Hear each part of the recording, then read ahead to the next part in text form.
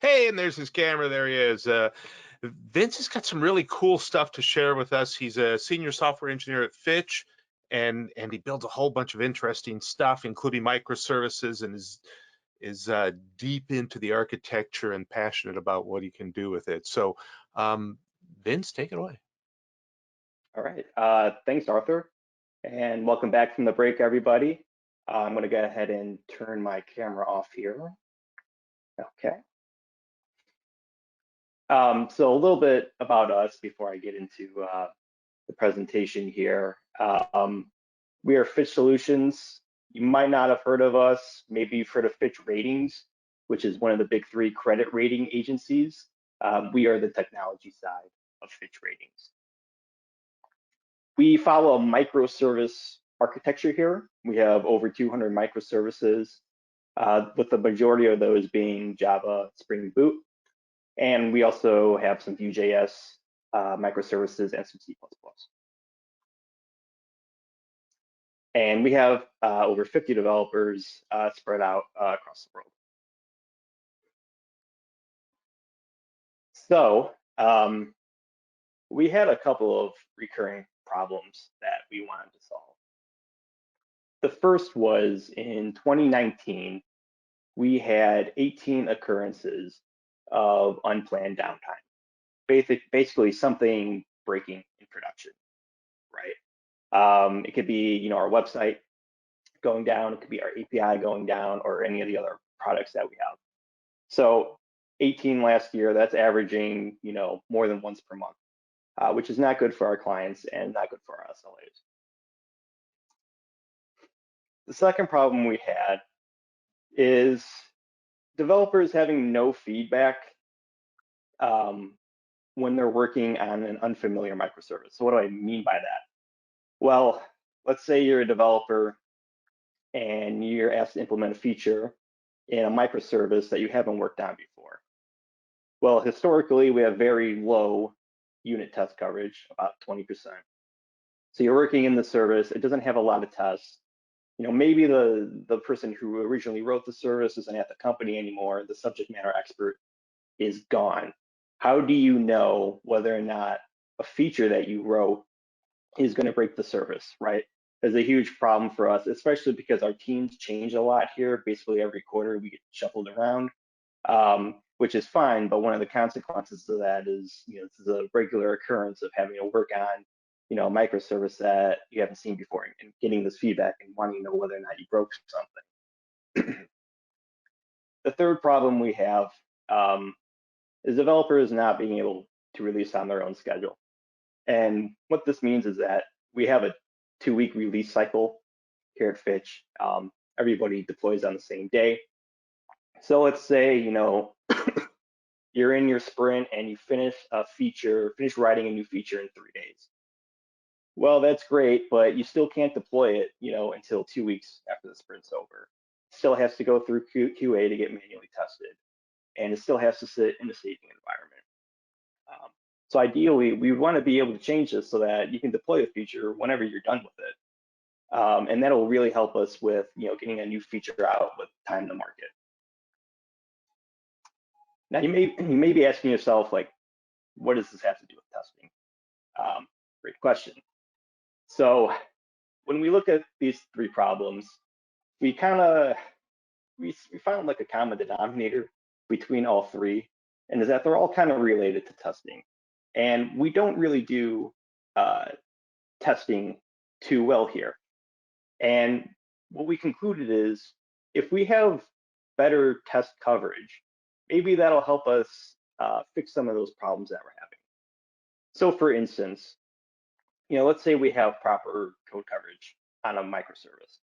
That would help developers get instant feedback as to whether or not they broke something. If you write a new feature and there's a suite of 100 tests or whatever they are that you can run, and when you run it, they all pass, you can be reasonably confident that, nothing broke. Hopefully, it reduces outages too, because you're hopefully finding, as you're writing new tests for a new feature that you wrote, you're finding these problems before they make it into production. And also it'll help us with the goal of developers kind of getting off of that release cycle. Because if you're writing proper unit tests, maybe they don't need to get pushed to QA, or maybe they don't need to sit in a staging environment. So what we came up with was a plan to get all of our microservices, all 200 of them, up to 90% unit test code coverage. So, it's easy to say that, but how do you get there? Well, it's kind of a two-pronged approach. One was we need to go back and we need to get all of our existing code up to 90%. So the way we started to tackle this was, let's just get like a dedicated team together to handle this. So back in Q3, so the quarter that just ended, we had a dedicated team where basically if you were on the team, what you were doing is writing unit tests all day, going back through these legacy services and just writing tests, getting the code coverage up. I was on this team in Q3. The second kind of way we're also handling this is, we have legacy code on one hand, but the second hand is, let's make sure that as developers are writing new features, like right now, today, let's make sure that that new code being introduced has proper coverage as well. And this applies to all developers pushing in code. So we made that mandate across the organization, and we implemented some quality gates so that in order for your code to get merged in, let's say to the mainline branch or deployed to prod, you have to have proper unit test code coverage on that new code. So this is like that two-pronged approach, going back and fixing the old services, and then for new features that are getting written now, making sure that those have code coverage. So that was the approach. What does it actually look like, writing these tests? Well, we're using Jtest to help us with that. And it's really neat because we're using the code coverage part of it and the unit test assistant. So let's say you just wrote a new feature, or you're going back into a legacy service and you need to write some tests for it. Usually what we do is we run the code coverage part of Jtest, and it'll tell you, how much code coverage you have for the whole project and file by file. And also when you open up a file, it'll tell you, which line is covered and which line is not covered. And then from there, you can find all the uncovered lines. And let's say you have a method in a part of code that's uncovered by a test. Jtest, using the unit test assistant, will let you, you just click a button, you hover over the method and you click a button, and it'll create an actual a JUnit test for you. It'll create the test file, it'll create the test method, and it'll kind of just stub everything out. And then from there, once you have that stub, you just have to change around some of the, some of the mocks that get passed in and some of the assertions, and you're good to go. So this is really helpful for everyone just writing tests a little bit faster and trying to find where to write the tests. And it was also especially really helpful for our junior developers who maybe don't have a lot of experience writing JUnit test, period. So they, they don't necessarily know what a test is supposed to look like. So if you have a tool that kind of just gets them going with that, creates the stuff for them with the given one and then, that's really helpful for them as well.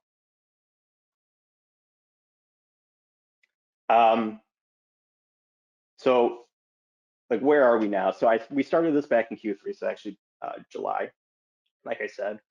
And we have 19 microservices at 90% coverage, which is about 10% of all of our services now are at this goal of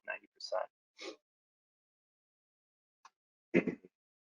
The very exciting thing is that we've gone 100 days without a production incident. And this is a recent streak too. I think it ended 2 or 3 weeks ago. So right after starting this testing initiative, we kind of had this very long streak of not having anything break, which is very great considering that in 2019, on average, things were breaking more than once per month.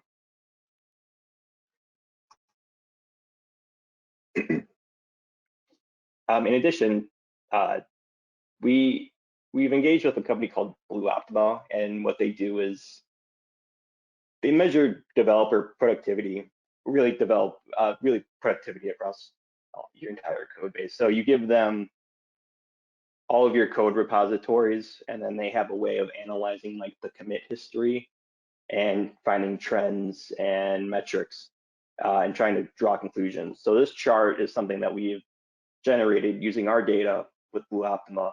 And what it measures is basically the amount of time that developers are spending writing code per day on average. So each one of these blue bars is a monthly average. And you can see according to this, we spend about 2 hours per day of actually just typing on a keyboard, writing code, right? In the middle here in January, you see there's a little bit dip, which is normal because of the holidays. Really what the interesting part is on the right-hand side. I have a second arrow where it says start of testing, and it's over July.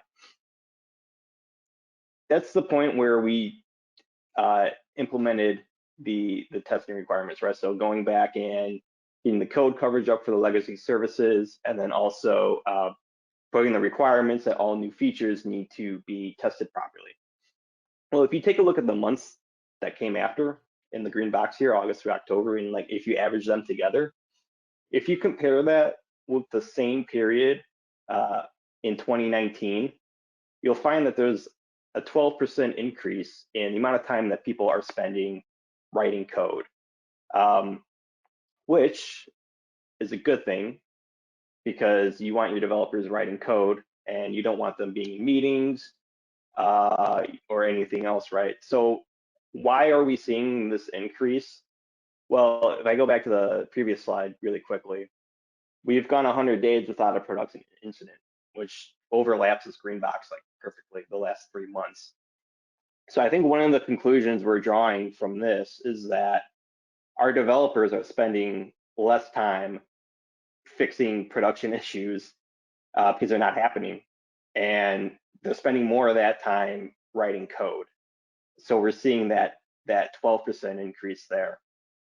In addition to that, as developers are writing more tests, hopefully they're finding bugs sooner before they get into QA. So if you're writing tests and you find a bug immediately, that's less back and forth that you have to spend with QA, when they find something. And it's less time in the QA process overall. So maybe that's more time that you're spending writing code. Now, the one caveat to this is, yeah, that's great, you're spending more time writing code, but at the same time, because of all these new testing measures that we're doing, a higher percentage of your time that is spent writing code is probably dedicated to tests than it was before. So you could say that our short-term velocity has probably gone down writing tests, but that was expected. The idea here is that short-term velocity might go down, but over the long run, as you fix some of these issues, as you fix the production outages, as you spend less time in QA, your velocity is going to go up over the long run. Now, I will say that 2020 is a strange year. People are working from home, so how much does that affect these numbers? I'm not sure about that. We've had other initiatives too. Here, we've done some micro front ends on our UI. We refactored some code. So how much does that affect these numbers? I'm not sure, but testing is the biggest initiative we've undertaken this year, especially the last few months. So I would think that has a very good deal in influencing these numbers. And we've only been at this for 4 months, right? So it's interesting to see, if we go 6 months out, 12 months out, 2 years out, how do these numbers change? Do they keep going up? We'll have to wait and see. But what we're seeing right now is a very nice positive trend from these numbers, and an immediate huge benefit of going 100 days without a production outage is very, very huge. So where do we go from here? Well, we need to keep working on getting the legacy services up to 90%. We're only 10% done. We're going to keep working on it. We're not at the point yet where we could write a feature and deploy it to production same day or next day or whatever it is. Unit tests are a prerequisite for getting this done. So having proper unit test coverage for a service is necessary before we can start doing this. But in addition to that, we're going to need some integration tests too.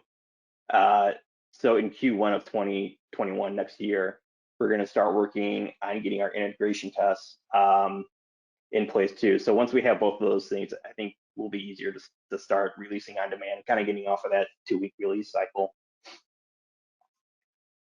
And with that, I'll turn it back over to Arthur. Thanks, Vince. It's pretty interesting. It's always nice to see people adopting a new practice, like trying to do really, good, thorough unit testing, and yet see that it's impacting productivity in a positive direction rather than a negative direction. Right. So we do have a couple of questions. One was, what type of coverage are you targeting? Is it MCDC, statement, line, etc.? Yeah, so it's just lines of code, just getting it to 90%. And I will say that is, 90% across 200 services is a pretty big number. So we might adjust that going forward. We're pretty new at this. Well, I wouldn't read too much into the percentage and more into the fact that we're starting to write a lot more tests. Right. I think it's an entirely rational response when you begin to start with something simple. Right. The related question was, why the 90%? Yeah, good question. I wasn't in the room when that decision was made. I hear 80% thrown around a lot. I'm not exactly sure where the 90% came from. I think for some of our more important services, it's good to have 90% coverage on those services. I think as we get into some of maybe the internal applications or some of these other services that aren't as important, I could see that 90% number being lowered.